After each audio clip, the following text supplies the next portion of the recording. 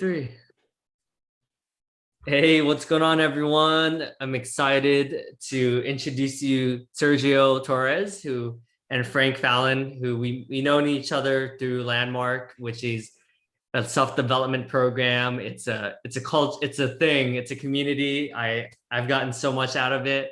I would say that the biggest takeaways I've gotten out of Landmark is like just being able to have forgiveness, complete the past, and create from a blank open slate, and just like the support in the community has been super beneficial. But excited to have you guys on the podcast. Thanks, Davidson. Thank you. Oh yeah, and to give you context, so Sergio just graduated from NYU Silver School of Social Work. So he's a social worker, and makes a lot of sense. I know you're always helping out the community, always giving back. And my man Frank here, he's an artist. They're both started a podcast called the Unmanly Podcast, and both just amazing human beings, always opening with their heart and just being their full authentic selves. And yeah, just excited to be with both of your presence. Yeah, we're excited to be here with you, dude. Yeah. Thank you.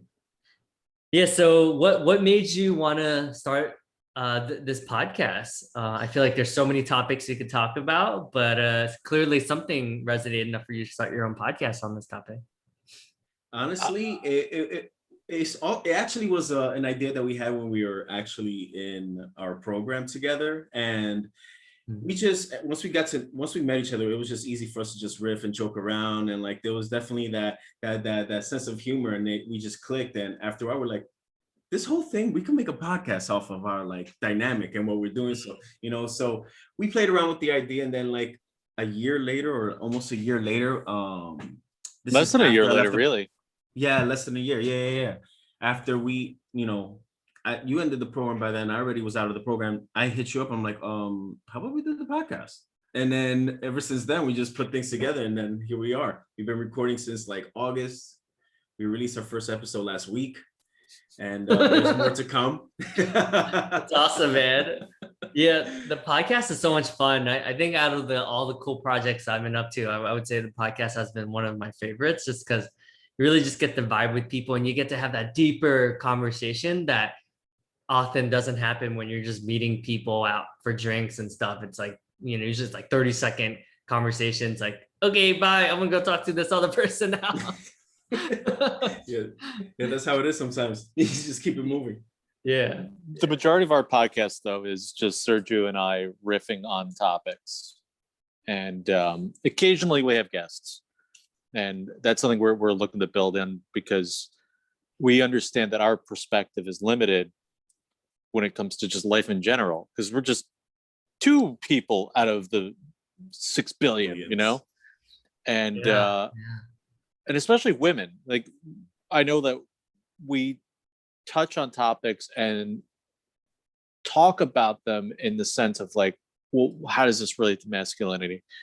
And we're not just set in stone with that kind of a mindset, but it is something that we're very interested in as like a common theme. And I feel like women have a lot to say about that at the same time too. And I have friends that are also gay or trans, and I'd love to have them on and hear their perspective on things, and how this affects them, and affects how it's been to find themselves, especially find out who they really are and who they've come to be. Yeah, it's surprising. Like, I would say half of the people that read Redefining Masculinity, which I just was released in April, so only less than 2 months ago, and half of the readers are women. Actually, it's surprising, but I think they just want to understand like how different men think, right? So we have men, a part of some of the co-authors are men that are like biracial or bisexual, or just come from just first time being a father to being a grandfather to so just like all these different perspectives. It's been a really cool treat to share a little bit more into because like you guys know, men don't often talk about these topics, right? Exactly. Yeah. And it causes a lot of problems. So yeah, it is good to have these outlets. Yeah, I come from exactly that experience growing up, where it's like I have a father that, literally everything's bottled up. Like he just drinks his problems into that bottle, from that bottle. And, Yeah. that his alcoholism was his little hideaway from his issues. And I know so little about my dad. And it's crazy because he just passed away a couple months ago. And, just like I got to find out from my nephew, like my dad was sharing with him all this stuff about the Polish side of my family, and he never said a word about it. I know nothing. I don't even know my grandmother's name. That's how much he just didn't want to talk about his experience growing up, because he had a rough upbringing. Yeah. So, but just as as you were just saying, is just like we are trained that this is how it is. This is how men are. We've got to be strong. We've got to be virile, and nothing bothers us. Nothing gets past us, and we'll defend anything. And our egos are really just like the forefront of what it means to be a man. And it when it comes down to, it's like, no, like I was never comfortable with that. And I think even Sergio too, like we're sensitive guys. So Yeah. there's part of that was just like, we want that release. And especially when it came to going to places like Landmark, you really get to like unload all of that baggage and just get it out of the way, and just really see the side of yourself that is not just the hunter gatherer, but the nurturer. Yeah. I found that. Yeah. Sorry. No, I was just gonna say I found that very refreshing as well. When I started Landmark, I went in wanting to get a sense of where I want to go with life, because I felt pretty lost. But the sharing that I did with all the people that I've partnered with, the sharing of the people who will go up in front of the whole group and just share their hearts out and everything that they're going through, and just being able to have that as part of a huge part of the dynamic of the work that's being done there, that opened my eyes to just how great it is to really share. And that actually, it makes a lot of sense why as men we have a lot of problems when we aren't opening up and we aren't sharing to the people closest to us, and it causes a dividedness, all these other issues. But it also doesn't allow us to really handle it and process it in a healthy way, so that we can work through it with the people around us, rather than in isolation and being more aggressive or resistant.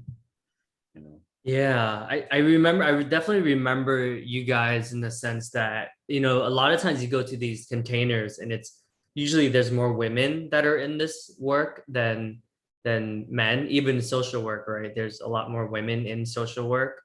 And it's exactly that, right? Like our society, whether it's like NFL, like NBA, there's like what we consider like masculine, or the typical masculine, right? So it's rare to, I think it's starting to change, right, with having these conversations and meeting people like the three of us, like you mentioned, are all like sensitive beings, right, where we're in tune with our feelings, and we can read the room, and we feed off of each other's energy. And and that's a beautiful thing. One of my friends calls it like the new masculine, right?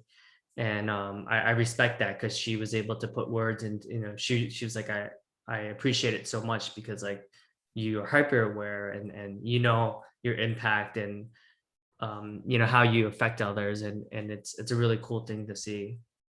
So yeah, that's awesome. I like that terminology though. That's the new masculine. Yeah, yeah, because there is room for it. There's room to be empathetic with others. And I didn't see a lot of that growing up. I saw quite the opposite, where you had to hide, otherwise it was all survival. It's all surviving bullies and what have you. And and it's just like, all right, enough. I think our society has had enough of it. Like, we don't need another school shooting to go by. We don't need any more suicides to keep happening and all that. I feel like the work you're doing, Davidson, and the work that Sergio and I are doing is just growing. There's more of us just coming out and being a resource for those that probably need to listen to this and probably need to hear this because they're not hearing it from anywhere else. Yeah, and if you don't mind me asking, because it was pretty recent, like, how are you feeling now? Because I'm sure like that whole process has probably, I'm not surprised if that you released the episode recently, right? Because of what happened, like it probably actually made you think about that even more so, right? Yeah. Yeah. So, you're asking about my father's passing, right? Yeah. So yeah, I made my amends with him a long time ago. And it was right after my mom had passed 10 years ago. And that was like, all right, I am not letting this slip by, because he was in poor health at the time. And he's kind of been in poor health for like 11 years before finally passing away. But yeah, I just knew that this is the moment. Let's just do it. I was unemployed at the time. I had nothing else going on. He had a nice 2-hour car ride with me. So I was like, this is it. And this was the most clear-headed he was. So I knew I could have that conversation with him and get everything all cleared out in the open, and find a place of forgiveness. And we reached that. And honestly, like, that's the past 11 years have been the best our relationship had ever been. So, and I did get to see him, despite all the COVID pandemic stuff, I got to see him 3 weeks before he passed. So, and it was just like, I happened to plan it, and it was like, all right, we just got to do this. My girlfriend helped me out with it. And we went down to Atlantic City where he lives, and just got to see him. I got to show him the art that I've been working on. And I just always know that he was proud of me. He would say it more often in the recent years than he ever had, because I would have to hear it from my mom. That's, again, going along the lines of what we're talking about here. Yeah. Like there was a point where he was upset with me because I dropped out of college. Because I was like, this is not progressing me with what I want to do, so I'm out. He didn't like that. Yeah. But he knew he had no say because I was paying my way.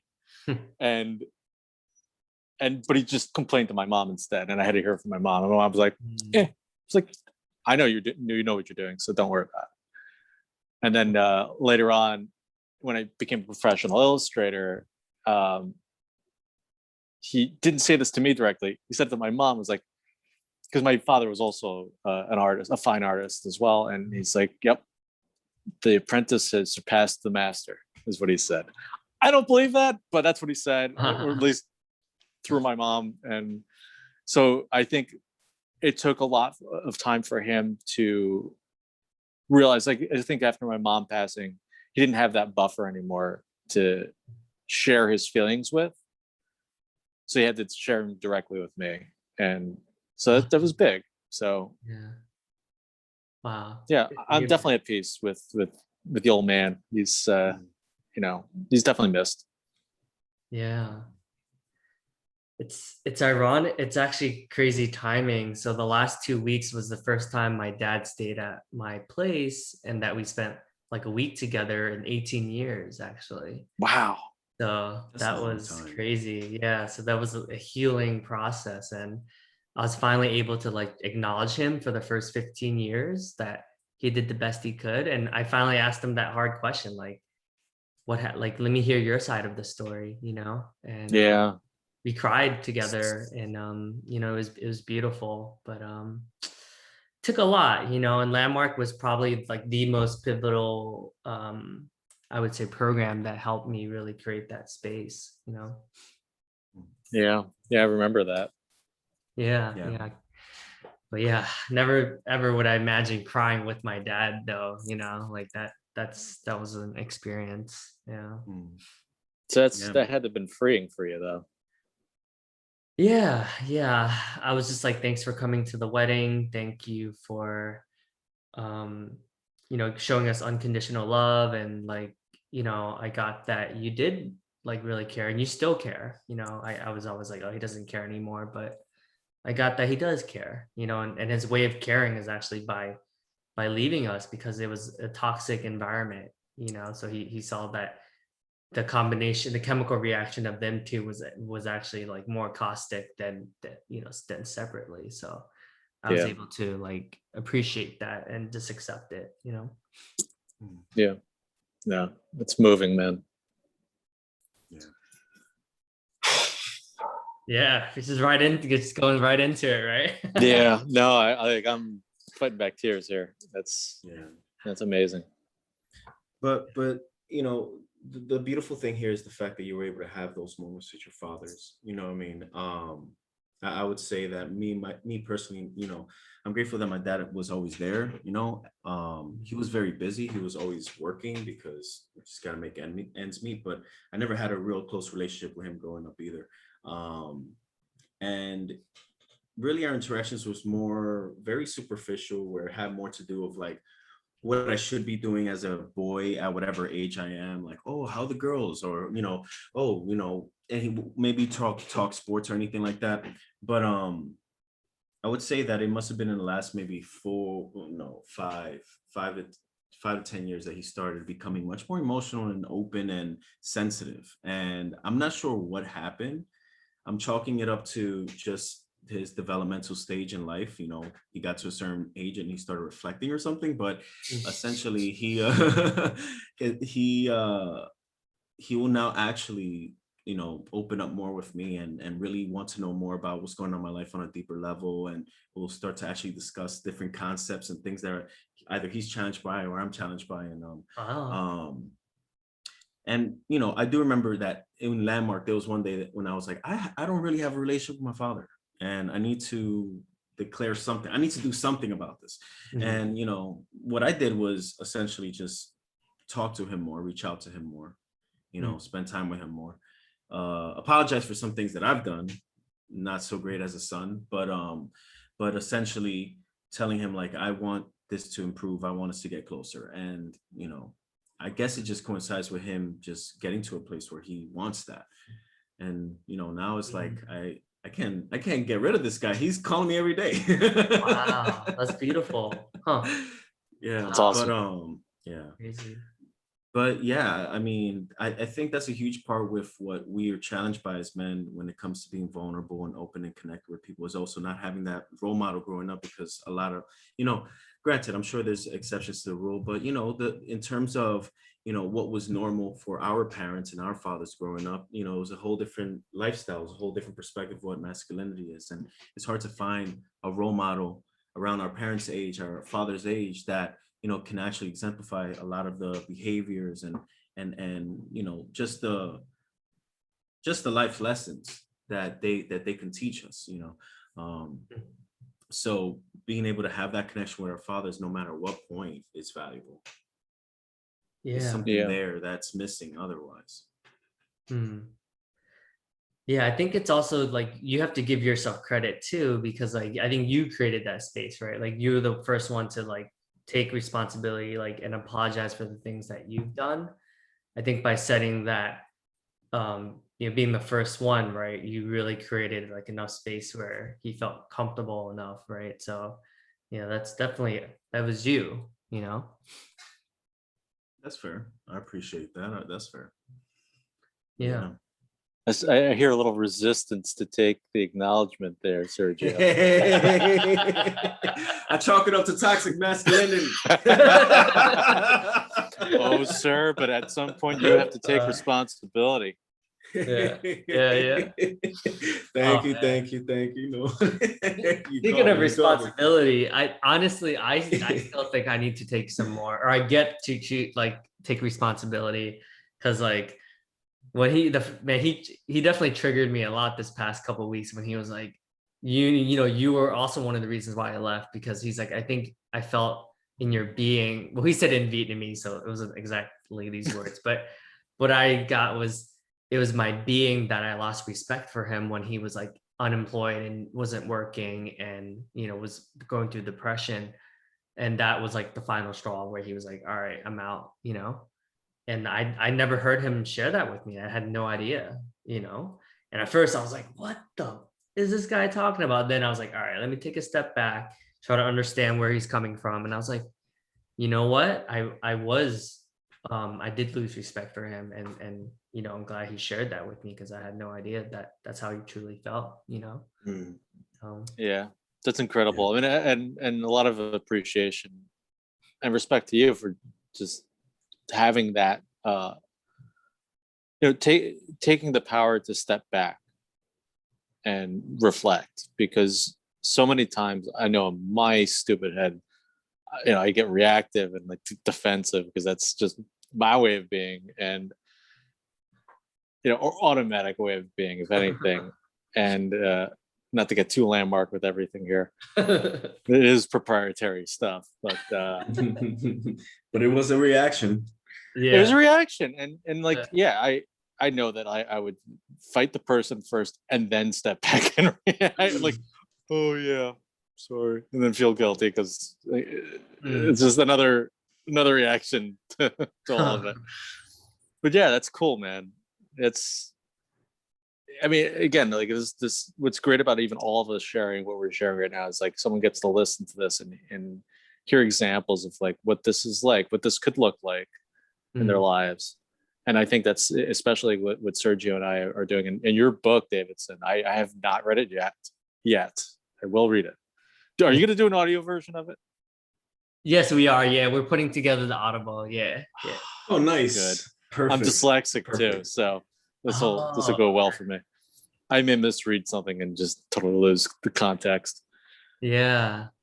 But yeah, I look forward to reading that. And but it's important, these things. Like, I think that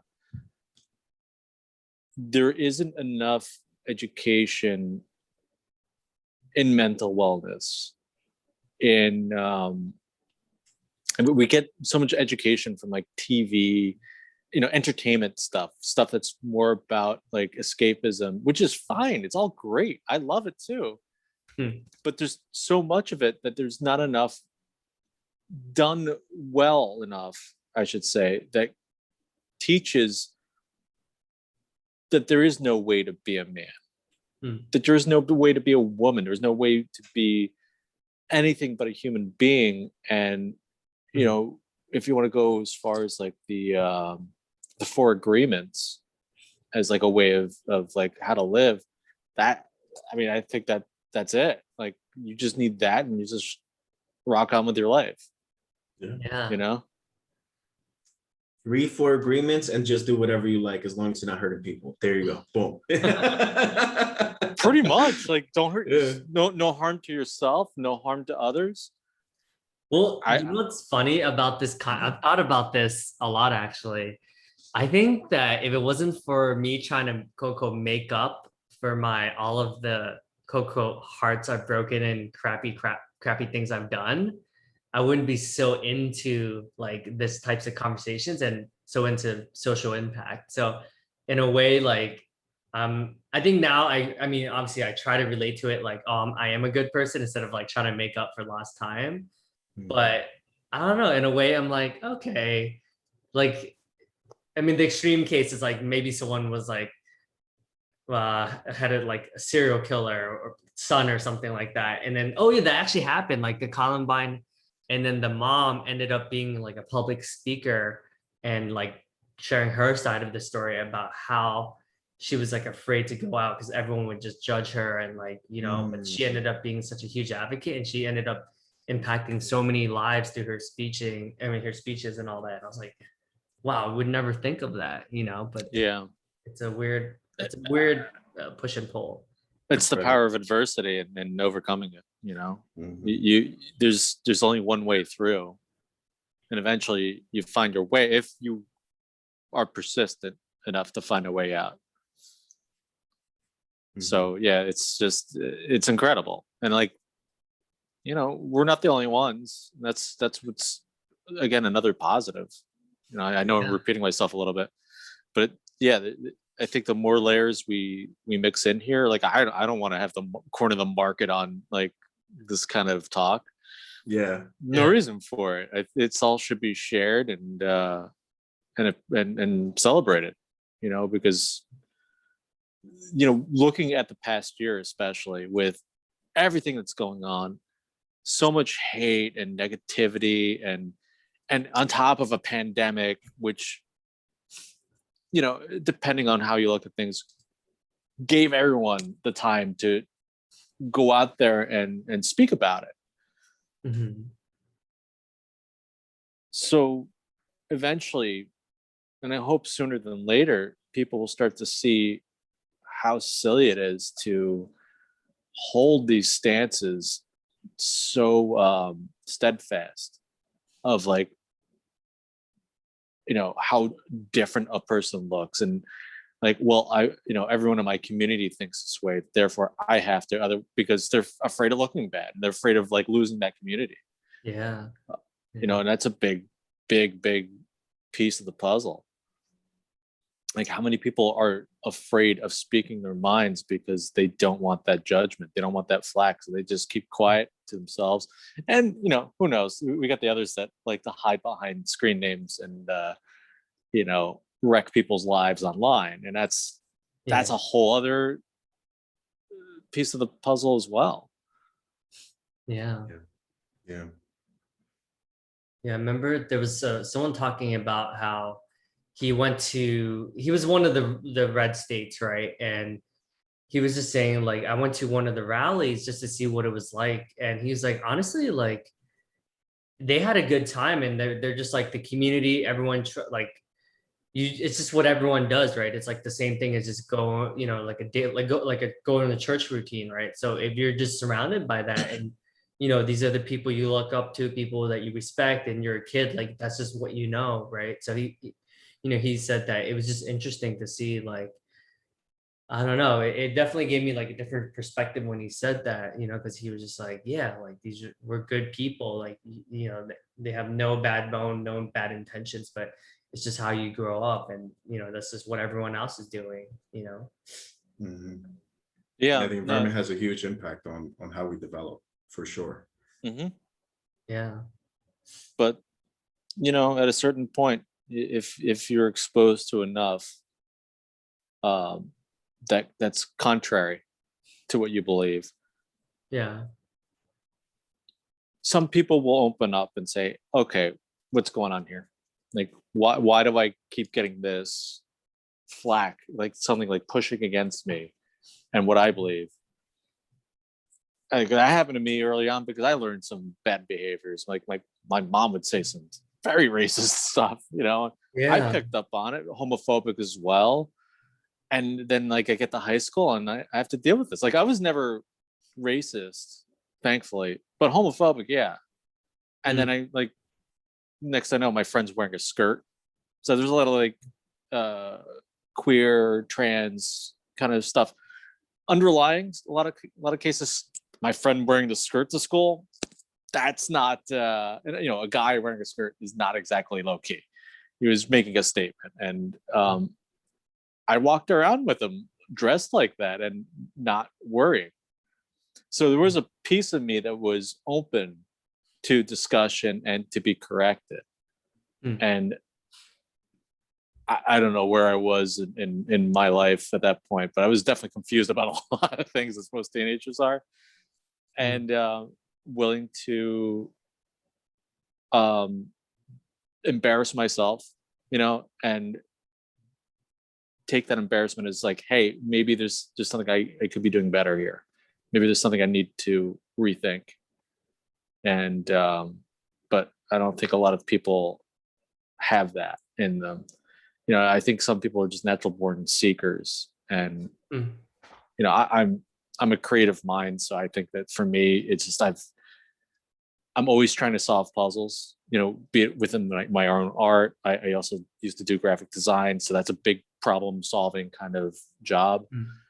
And then with life in general and religion, I grew up Catholic. I was questioning that since I was 10 because it just never made sense to me. I was having my first atheistic thoughts back then, and I was crying because I was like, at the end of this, it's nothing, and I'm like, I don't want there to be nothing at the end of life, So I think I was always geared towards this sort of a journey, And I think we can appreciate and forgive those that aren't just naturally built for it, and know that it will take time and patience for them to turn around and say, okay, I get it now. And they may still slip because we're human, and to still be forgiving and giving them a chance. I think that's the big takeaway, I think, from a lot of what I've gone through in my life. I can relate with that. I can relate with that a lot, because growing up, my environment was living in the hood, and the hood mentality, and that when you live as a man in a low income neighborhood like that, you live, breathe, and eat machismo. So being a tough guy, not showing emotions. If you're crying, you might actually get beat up. Things like that. And ever since elementary school, like I picked up that, all right, I have to adapt and kind of go with the flow, or else I'm going to be the one picked on all the time. Prior to school, I wasn't a very aggressive guy. I was a very sensitive kid, and I didn't know that was a problem. That then started to become a problem, and then it wasn't until maybe high school and college that I started to let go of some of that, because I started to see, okay, I don't see myself as part of I don't have to behave like the other folks in my environment. I don't have to keep this thing up. I don't need to try to protect myself from getting beat up. I'm not a little kid anymore, and that, in terms of, all right, well, what are my preferences? How do I want to live my life? How do I want to move around? Because just me walking down the street was a performance, and for a good period of my childhood. So having to learn how I want to move, and just kind of let go of a lot of these behaviors, that in itself was a process, because then I started to then be confronted with a lot of subconscious conditioning that I wasn't really aware of, because even though I was behaving this way, I thought of myself as somebody, who thought things could be better.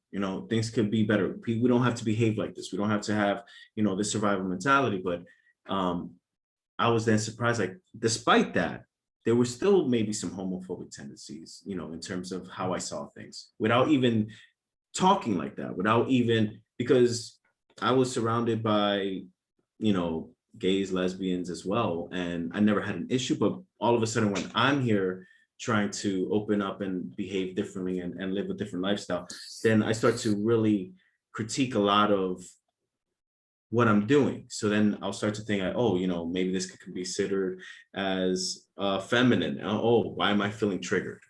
And then over time, just becoming more comfortable in my own skin was a win over the conditioning that I had, and I feel like that's something that relates to a lot of men, just trying to be comfortable in your own skin and not be seen as something that you aren't, or worse, something that you're afraid of being seen as, because then you might get other people rejecting you, or worse. Yeah, that's good. Kind of remind me of this week, the next level for those 4 days. I was crying like every day, right? But I was finally able to just own it. And I'm like, I'm someone who's very attuned and very connected to what everyone's talking about. And, like, one of the reasons why I married my beautiful wife is because she cries after like every movie, because her heart is just that big, where she could see, like, today we watched TV and then there was a gangster that got punched and she's like, oh, my tailbone, but I'm like, I love it. I'm like, you're adorable, and I cry, like, just thinking how beautiful her heart is. And I own it, whereas like in the past, like, definitely was not like that. It was like, I would just punch holes in walls. Like, that was my way of like dealing like with anger and stuff like that, Ah, man. Yeah. There's a couple holes out there in the world with my name on it too. Yeah, same. Yeah. I went through most of my life without expressing my anger through physical violence. But man, my mouth, just fire. Just not even in the current colloquialism.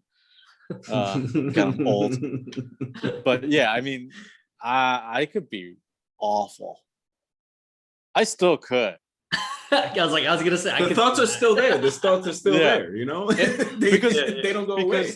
The whole thing is like, it's one-upmanship, you know, and it's the same in comedy.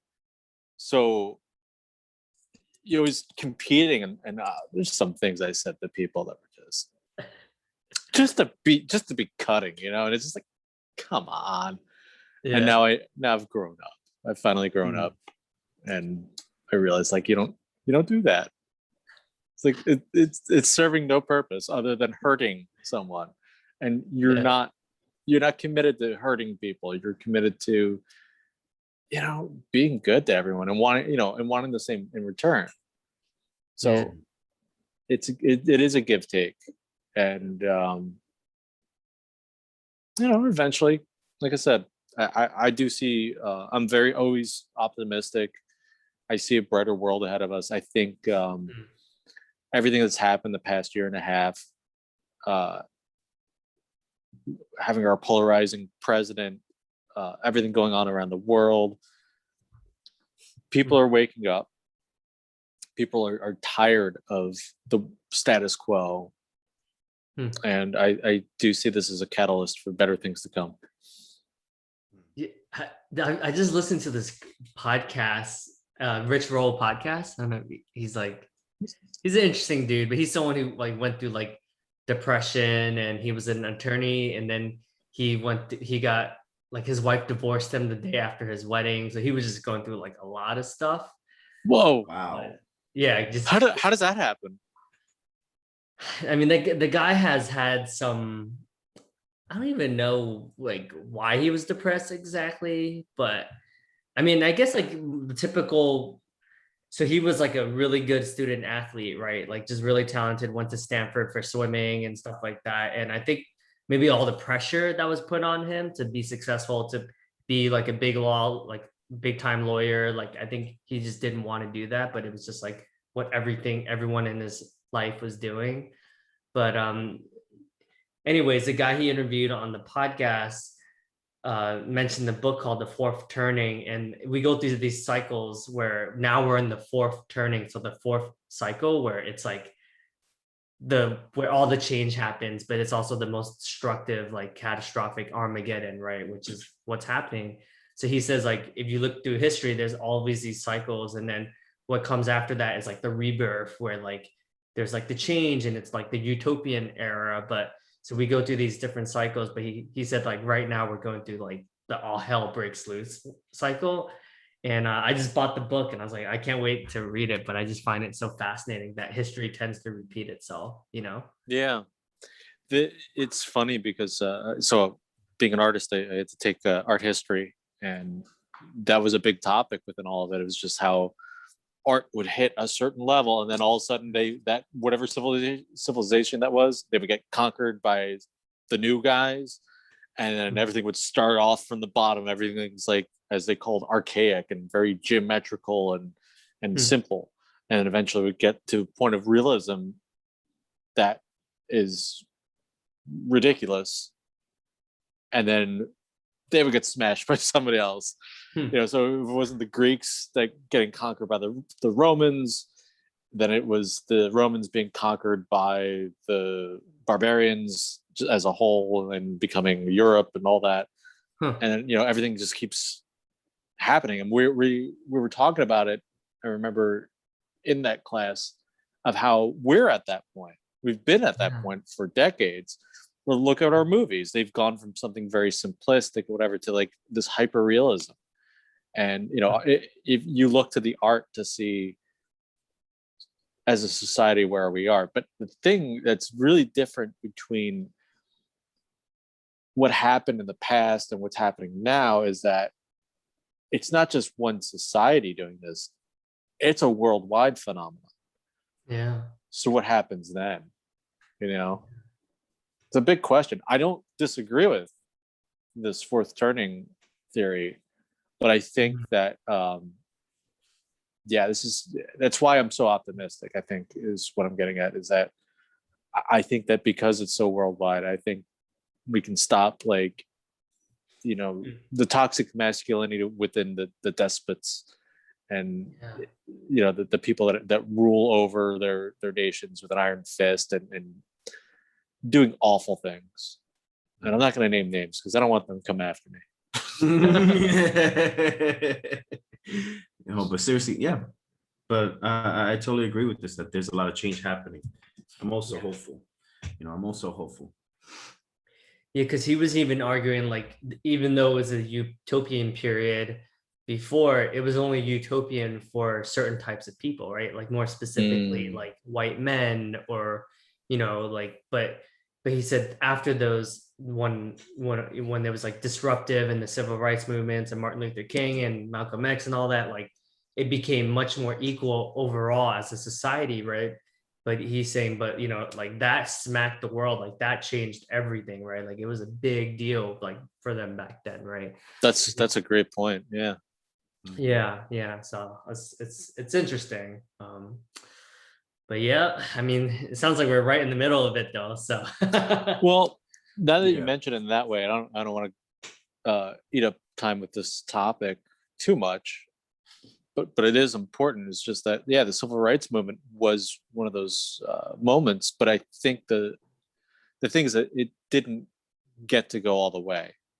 Whoever was the ruling class put a cork in the majority of it, silenced a lot of things. I think the assassinations of both Malcolm X and Martin Luther King dampened a lot of that momentum. And then things just sort of like, okay, well, now you have some rights. You don't have all the rights. And they'll put in little like teaser things like affirmative action and things like that to make it seem like we're making it equal. But things are still like looking like, all right, well, things are really weird now. And people don't know where to stand on these things, because I think it's just everyone's still seeing the color. Everyone's seeing the color before the merit, and they're seeing the gender before the merit. They're seeing the queerness before the merit, and it's time that all stops, and we just love each other. I mean, I don't want to sound hippy dippy, but I don't care. Like it's time we start loving each other, caring about each other, and being this global community that we can achieve. And I don't think we're gonna have a total utopia, but I think it's possible to get very close. Yeah. It's about time. Yeah. Well, I know, I feel like we talked about a lot of different topics. ADD. Yeah, typical ADHD fashion, but no, I appreciate it. I mean, we were pretty vulnerable. I felt like we talked about a lot of deep topics, and I'm excited. Maybe we could do part 2 on your podcast. I think that'd be a lot of fun. Yeah, I look forward to that. Yeah. I'm down for that. Yeah, well, I definitely want to acknowledge you guys, Frank, for your commitment, your humor, your ability to just put your sarcasm, or saying the elephant in the room. Sometimes I respect that about you, because not everyone's willing to go there. And you just being so in touch and so in tune with what's going on with teams, and you always being like the first person to call people, like just being in the knight in shining armor to save the day. So really appreciate you. And thanks, man. And Sergio, man, like you're like a big teddy bear, man. Like you look super buff and jacked, and like but you're such a huge heart, and you just want to serve the world and just give back. You're always giving to society, and what you give, you receive times 10, right? So I have no doubt that you're going to continue to transform so many lives around you. So thanks, man. Thank you. Yeah, thanks for having us, dude. This is an honor, to be perfectly honest. Like you've been doing this work for a while, and we're just little beginners. We're in preschool at this point. Hey, man. But yeah, no, it all starts with I never thought this is for me to make to 118. Like it's like a blessing, because I quit everything. So that's awesome. But I'm sure you guys will get there, and yeah, we'll celebrate. when you get there.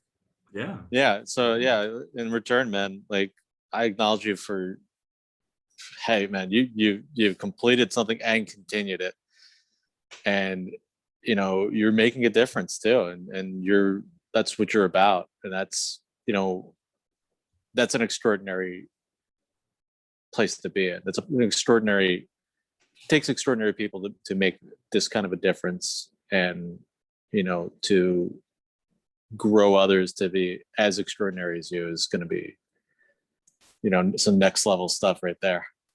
Yeah. Appreciate it. And to add to what Frank is saying, I gotta acknowledge you for just wearing a lot of hats and doing all you can to like just move forward. And Frank, you don't know this, but I actually saw Davidson at my job one day randomly leading a workshop to students on how to use LinkedIn and maximize their ability to like get the full benefit of it all. And I was just like, what? Out of nowhere. And even in our programs, the things that you declare for yourself and what you wanted to accomplish in your life, and seeing you now having accomplished a lot of those things, like getting married, being able to connect with your father and all that. I mean, those are big things, man. And what I've read from your book, I also see that there's a lot of things that you've done with, coaching and professional development and all of these organizations that you've been affiliated with, all the good, the great guys that you put together. I acknowledge you for being so immersed in being able to develop yourself, those people around you, make a difference, create a positive change. And you're in there, man. You're in there. And it's super admirable, man. Thanks, man. Yeah, it's guys like you two that really have set the foundation and created that space where I feel like I can bring that to other men, right? Like it just started with you guys in the Landmark community where I was like, oh, I can cry in front of others and it's okay, so honestly, like you guys have made a huge difference, and I don't think I've quite acknowledged you guys for that. So thanks, man. Yeah. Dude, you just surprised me. Like when I first met you, like you're very like shy, like you couldn't quite figure you out, and then it's just like you're hiding so much power behind you. And like I was just like, this guy, holy crap, look at him, he's killing it. Yeah. I appreciate that. Just that reflection, because doesn't seem like it over here, but Well, you're not that guy to me anymore. You were that guy when I first met you, but that person's long gone. Like this is the Davidson that I now know and love. I love that guy too, but this guy's better. Oh man, I love the love fest. This is great. Oh man. Yeah, so thank you so much, and shout out to the Landmark community, and everyone I met through ILP, and my dude Travell Price. Like he was always holding it down, always keeping me accountable, and all about the integrity. Like he helped me clean up a lot of stuff and just held me to a very high standard. And yeah, like I'm still enrolling people into Landmark like forum and stuff. Like even today I had a conversation with one of my coworkers about the forum, and I was like, go on the website, pay for it, take out your credit card, and like, you know what I mean? Like, so I'm still just like that. Yeah. I'll admit I wrote down a couple of names last night. Respect, man. Wait, so you guys both finished like IOP? You go, Frank. Define finished. Because apparently I said I completed it, and others like, no, you didn't. Not with integrity. I'm like, oh, well then I completed it without integrity. I'm fine with that. Oh God. Yeah. We can have a whole nother topic. I don't want to go into that. But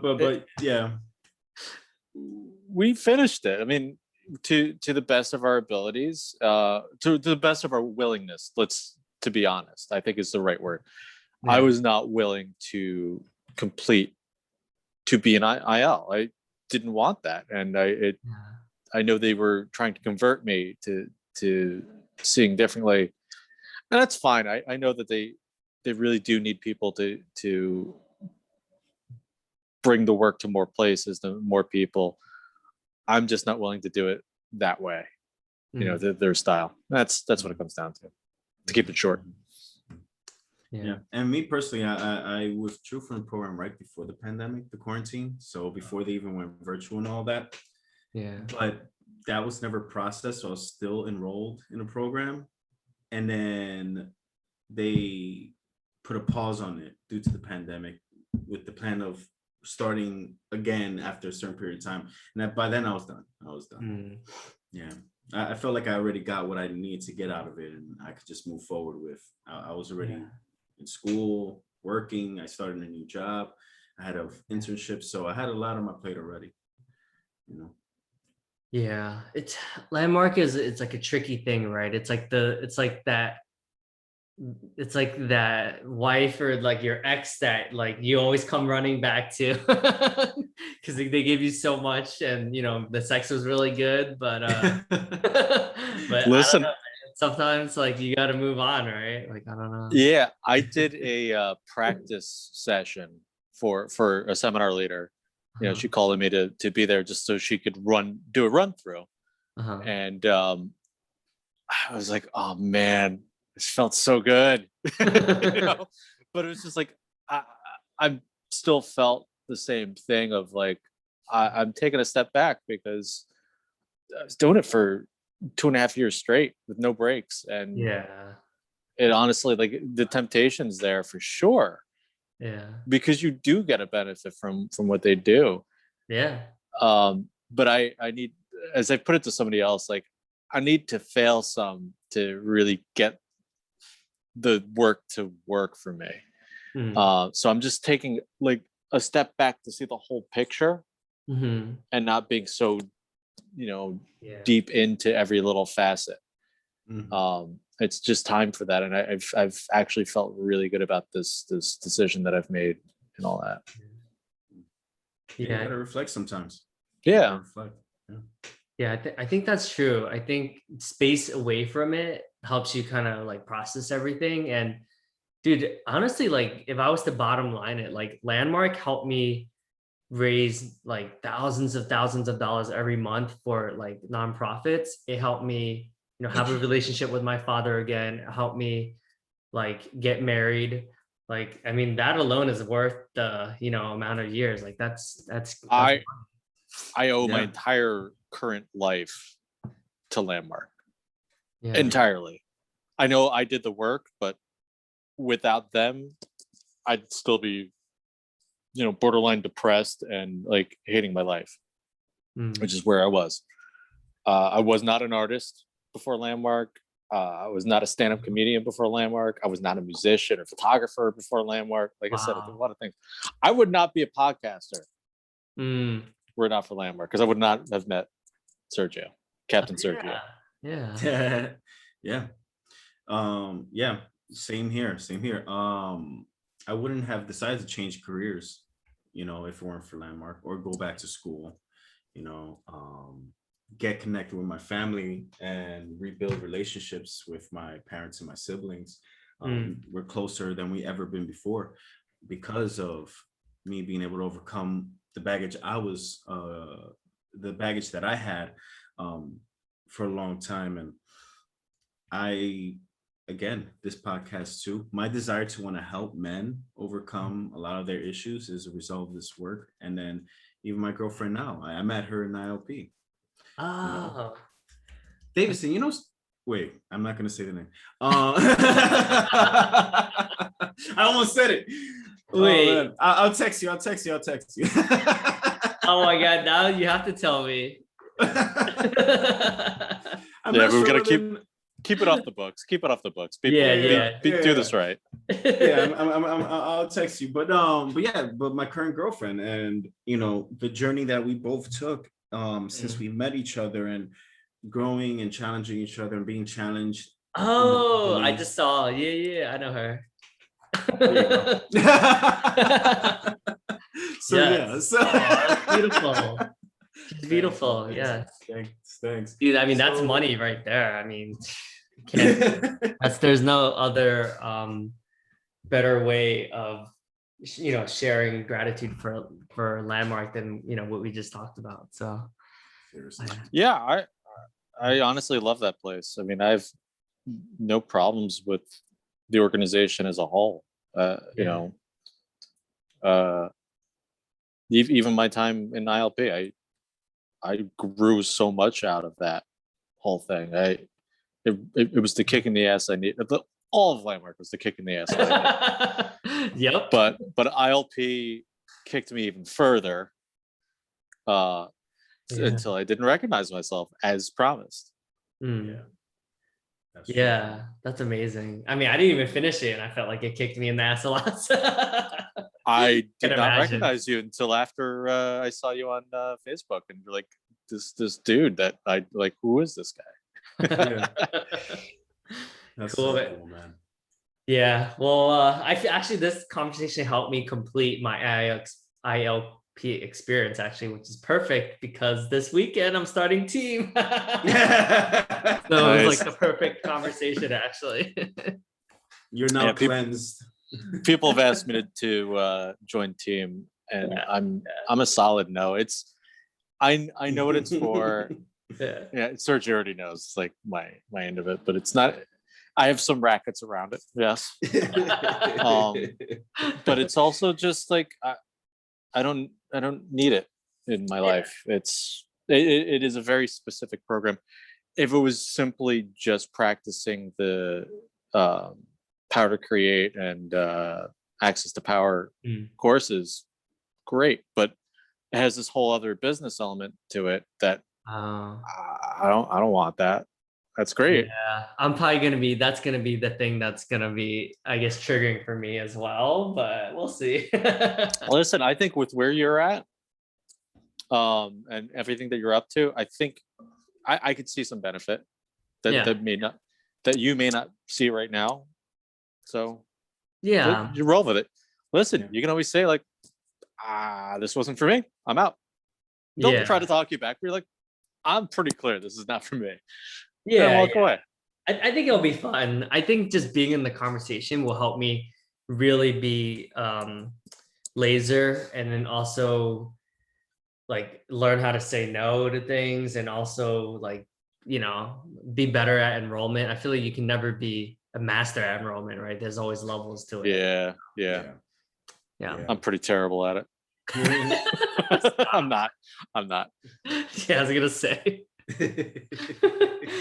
All right, gentlemen. Well, this has been so much fun. Well, I'm sure we'll be on each other's podcasts and there'll be conversations. But love you guys. Right. Love you too, man. Love you, man. Thank you so much. Yeah, thank you.